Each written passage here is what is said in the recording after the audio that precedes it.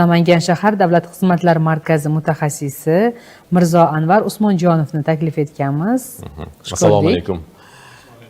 Sizni ko'rib turganimizdan xursandmiz.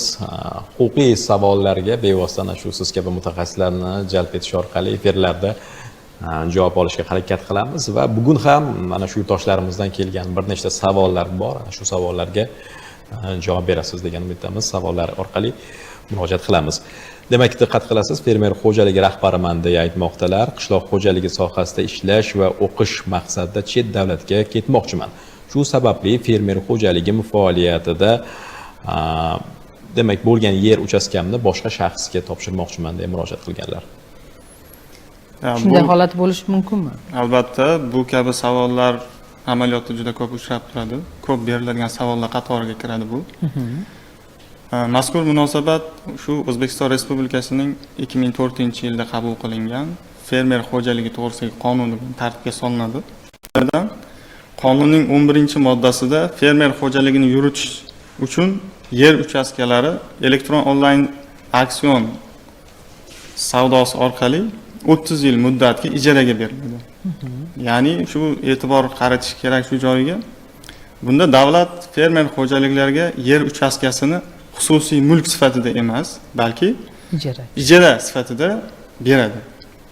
Bundan tashqari qonunning 13-moddasida aniq belgilab qo'yilgan fermer xo'jaliklariga berilgan yer uchastkasi xususiylashtirilishi, shuningdek oldi-sotdi, hadya, garov hamda ayirboshlash obyekti bo'lishi mumkin emas deb qat'iy belgilab qo'yilgan.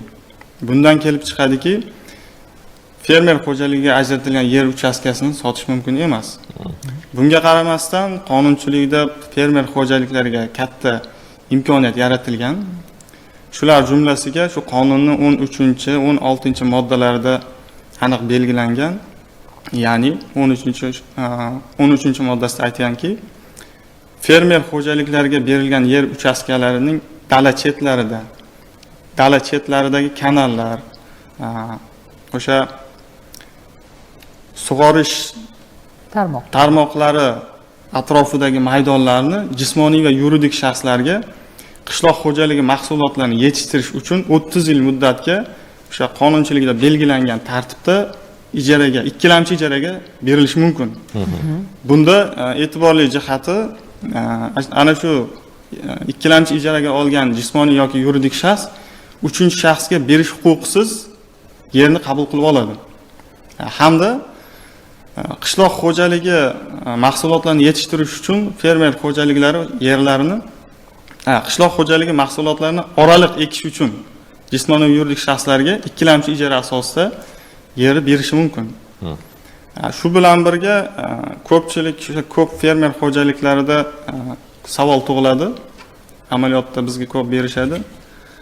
Xuddi bu savol bergan yurtdoshimizday ishga kirdim yoki o'qishga kirdim, chetga ishga ishlash uchun ketmoqchiman. Qanday qilib yerni saqlab qolsam bo'ladi? O'zim tasarruf qilsam bo'ladi oila a'zolarimdan deb savol berishadi. Bunda o'sha qonunning 13-moddasida yerdan foydalanish munosabatlari tartibga solingan. Ya'ni fermer xo'jaligi boshlig'i pensiya yoshiga to'lgandi. Mehnat faoliyatini, mehnat qobiliyatini yo'qotgandi. Shuningdek, harbiy xizmatga chaqirilgandi. Oliy ta'limning o'sha kunduzgi shakliga qabul qilingandi. Xo'p, yana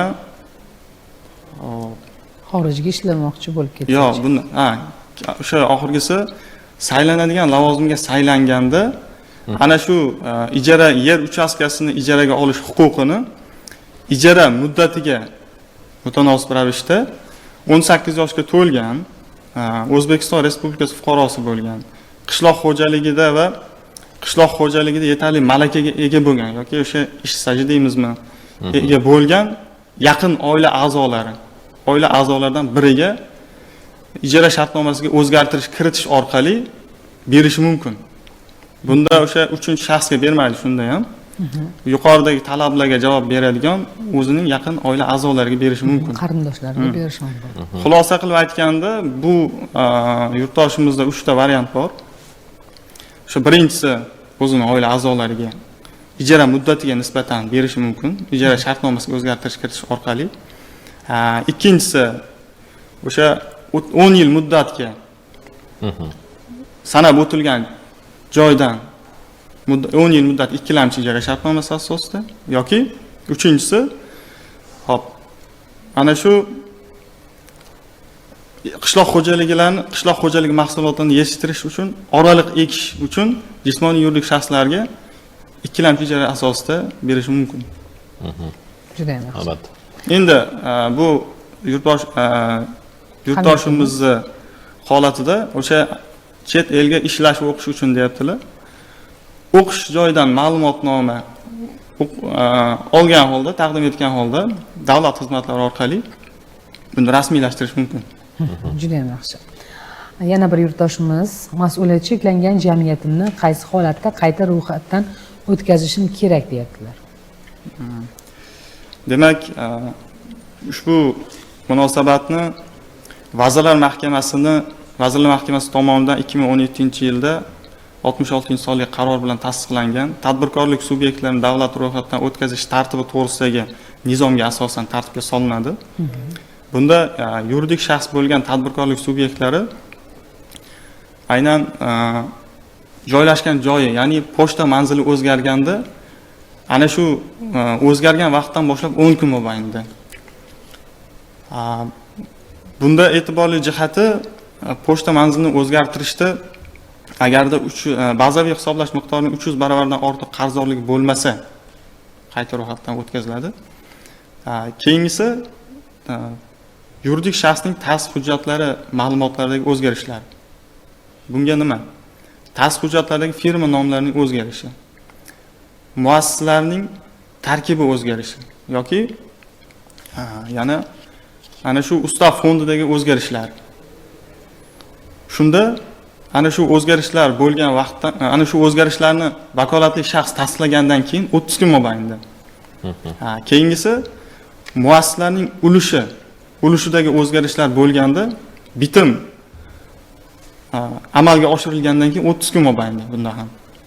Va yana oxirgisi demak, qayta ro'yxatdan o'tkazish uchun mana shu jihatlarni sanab o'tdim. Endi kontrol bo'ldingiz. Demak, yana bir ma'lumotlarni aniq, puxtaligiga e'tibor qaratdilar.